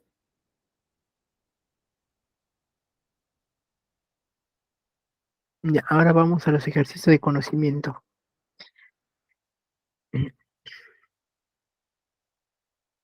A ver, tenemos esta pregunta, tenemos un caso, dice, en un hecho de aparente de violencia se le atribuye responsabilidad a José por haber restringido el uso del dinero que tiene su esposa Sofía, porque él esconde su dinero.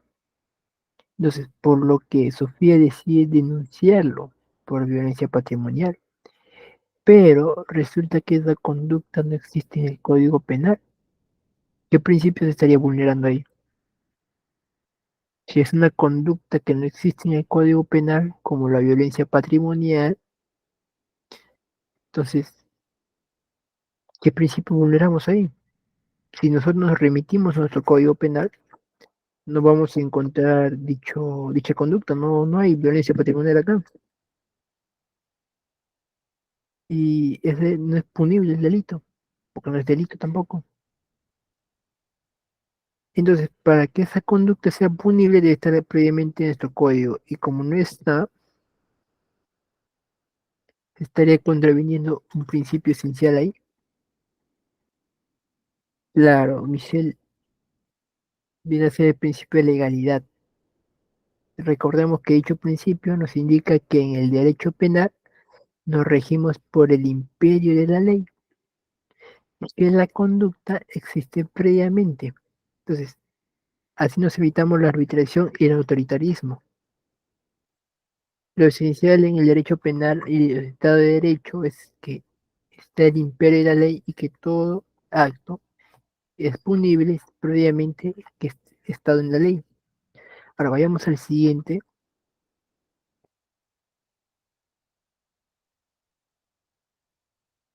Ya, tenemos la segunda pregunta. Dice, Juan trabaja en una empresa que brinda servicios de seguridad y la empresa decide brindar seguridad a una entidad pública,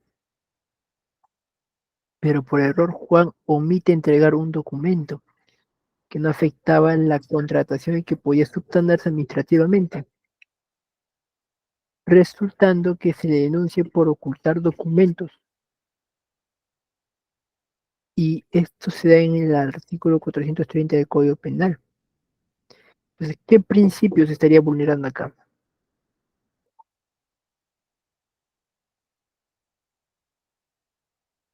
Recordemos que Juan dice no hace la entrega, no omite entregar documentos que no afectan a la contratación y que se puede subsanar administrativamente, pero decide denunciarlo por ocultar documentos ante la ley penal. ¿Qué principios afectaría ahí?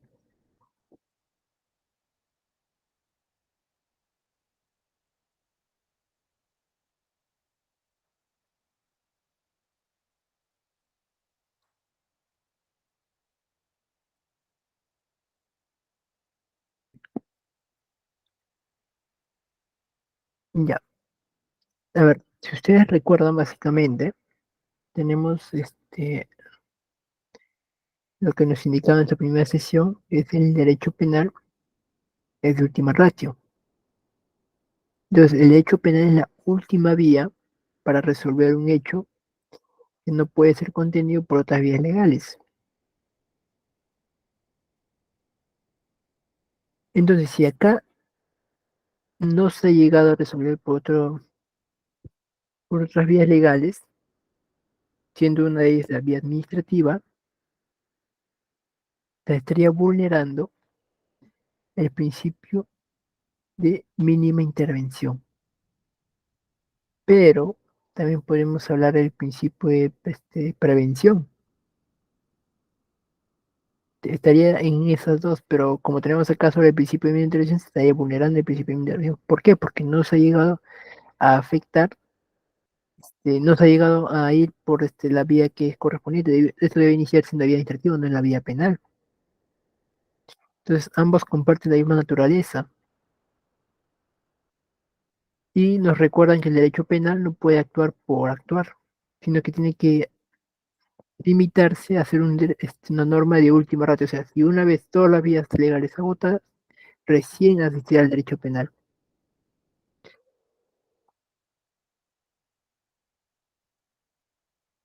Ahora vamos a una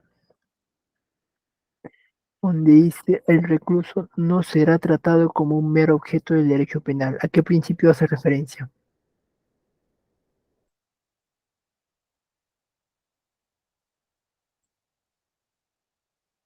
Mm, y la C, ah, ya. Y la C me dice la B, Michelle me dice la C. Ya, ya, Michelle tiene razón ahí. Es el principio de resocialización. ¿Por qué? Porque nos dirigimos a atacar las causas que conllevan a esa conducta prohibida. Más allá de que el derecho penal sea un ámbito normativo punitivo, también busca atacar las causas.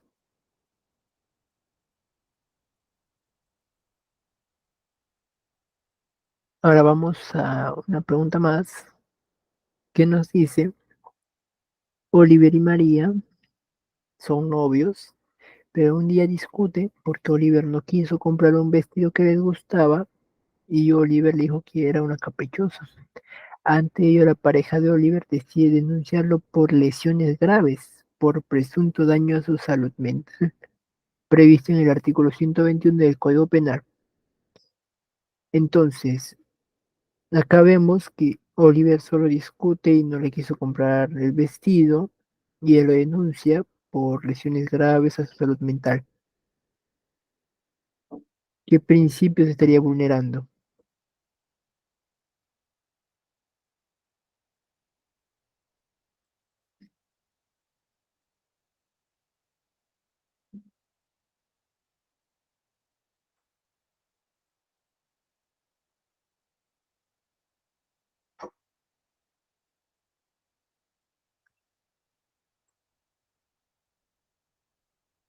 Exacto, exacto.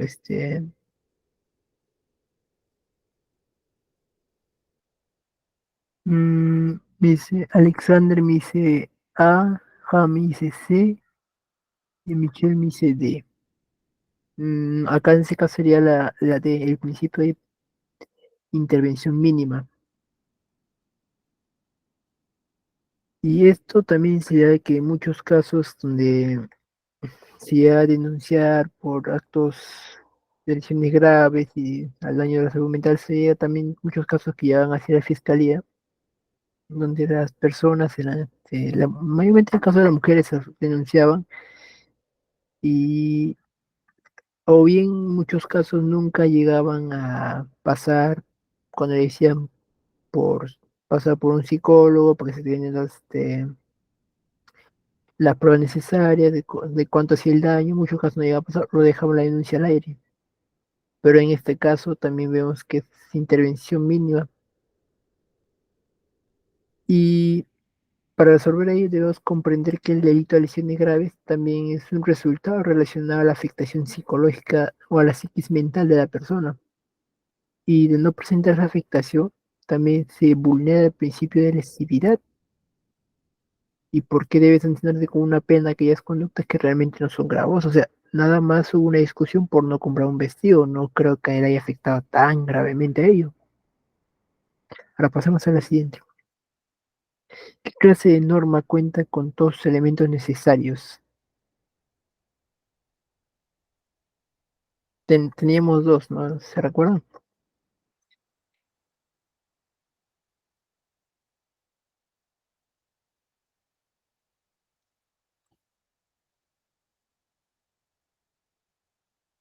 Exacto. Michelle y Brando, esa sería la norma penal completa. Recuerdan que habían dos, había uno que era de la ley en blanco también. Nos hablaban de la ley en blanco que requería en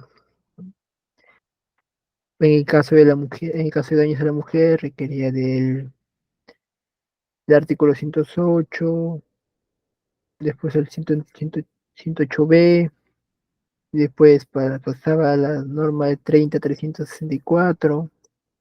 En este caso sería lo que nos dicen, ¿no? ¿Qué clase de norma cuenta con dos elementos necesarios? Sería la norma penal completa. Ahora, ¿qué medio de control social atribuye responsabilidad a la persona? ¿Qué medio de control social? A ver,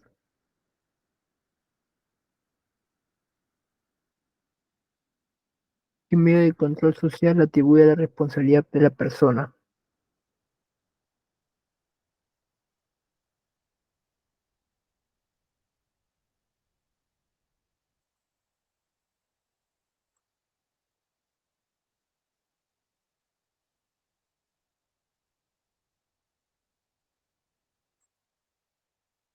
Exacto, la D.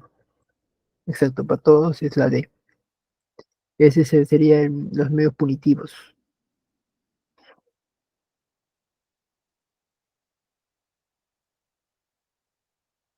Ahora vayamos al siguiente. Ya, voy a hacer, donde dice Joaquín Sosa paseaba por una calle cuando repentinamente un grupo de jóvenes pasó corriendo a su costado y terminan tumbándolo. Entonces en ese instante un efectivo policial lo captura y lo procesan por robo agravado contra un menor de edad. El menor de edad indica que no pudo ver con claridad quién le robó, pero indicó que Joaquín sí. No, indica el menor que Joaquín Sosa estaba en el lugar y es porque es responsable. Entonces, nos pone el ejemplo, ¿no? Que unos jóvenes lo empujan a Joaquín, el efectivo policial lo agarra pensando que es el delincuente y el menor testifica diciendo que no vio quién es, pero como él estaba ahí, entonces él es el culpable. ¿Qué principios estaría vulnerando?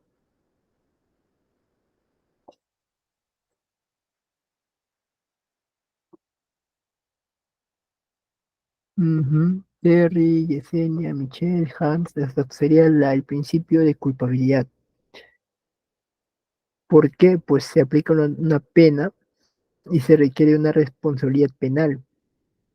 Entonces, acá vemos que se le quiere hacer responsable a Joaquín por algo que no está probado por completo, solo porque lo vieron ahí nada más, lo vieron tumbado ahí y lo están acusando por algo. No está debidamente comprobado. Y también se podría señalar que que a la imputación objetiva es importante es identificar mediante los principios una resolución inicial. O sea, no se logró identificar a la persona y solo se le estuvo acusando a Joaquín porque era la única persona encontrada ahí. Ahora vayamos a la siguiente pregunta, que dice, ¿solo será posible la sanción penal a aquel ciudadano que lesione o ponga en peligro bienes jurídicos protegidos? ¿De qué principio nos estaría hablando aquí?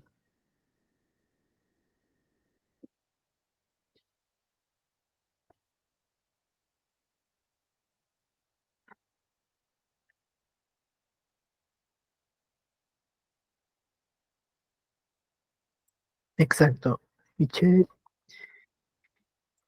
Michelle, Terry y Alexander, exacto. La A sería el principio de lesividad.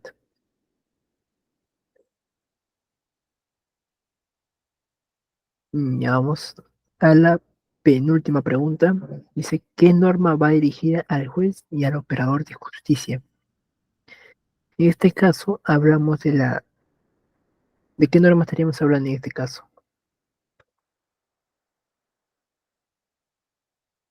Exacto. Exacto, exacto. Sería este es fácil, no es la norma secundaria. Recordamos que la norma primaria iba dirigida a toda la población en general y la norma secundaria iba dirigida al juez y a los operadores de justicia. Y estamos en la última pregunta donde dice, Miguel Mendoza es un profesor de filosofía que fue denunciado por violencia familiar y le imponen con pena una ronda de latigazos en la espalda y una serie de torturas contra su dignidad. ¿Qué principios se estaría vulnerando acá?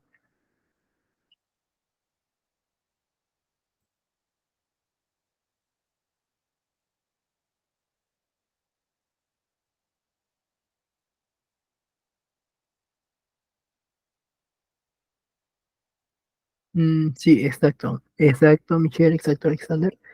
Acá estaría vulnerándose el principio de humanidad. No se le puede vulnerar la dignidad de la persona. Con torturas, con medios punitivos gravosos, no se le puede vulnerar. Lo correcto sería sentenciarlo, pero no llegar hasta el extremo. Bueno, eso sería todo por hoy. Les agradezco, muchas gracias por su participación, muchas gracias por la participación de todos y los veo que están muy atentos, especialmente las personas que han participado en las preguntas y a los que han comentado sus opiniones. Les agradezco y le doy pase al coordinador de grupo.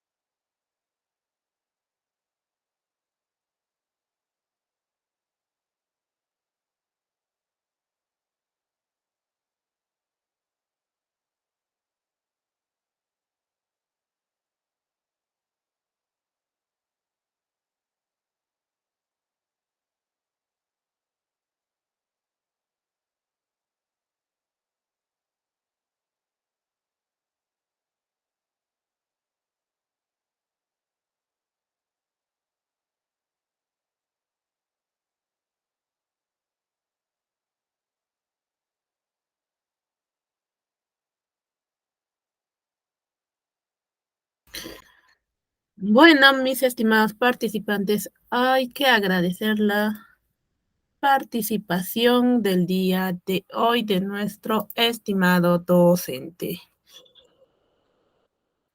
que a lo largo de estas semanas ha venido impartiendo el curso de lecciones fundamentales del derecho penal.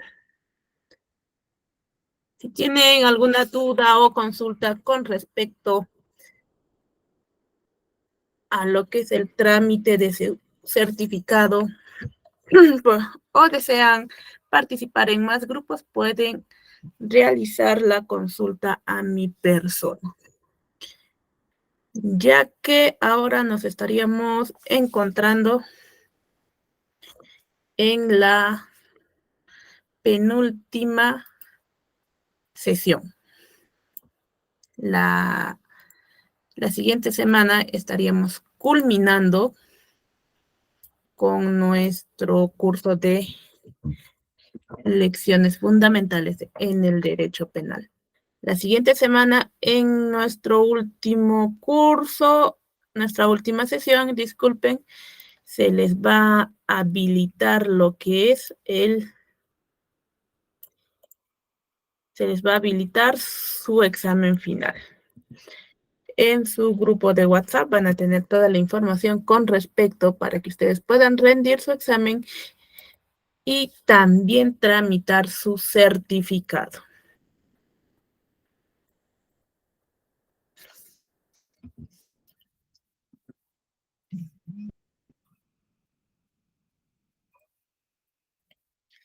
Agradecer también su asistencia a cada uno de los participantes que vienen a lo largo de estas semanas, tomándose el tiempo para poder capacitarse. Muchas gracias, mis estimados participantes.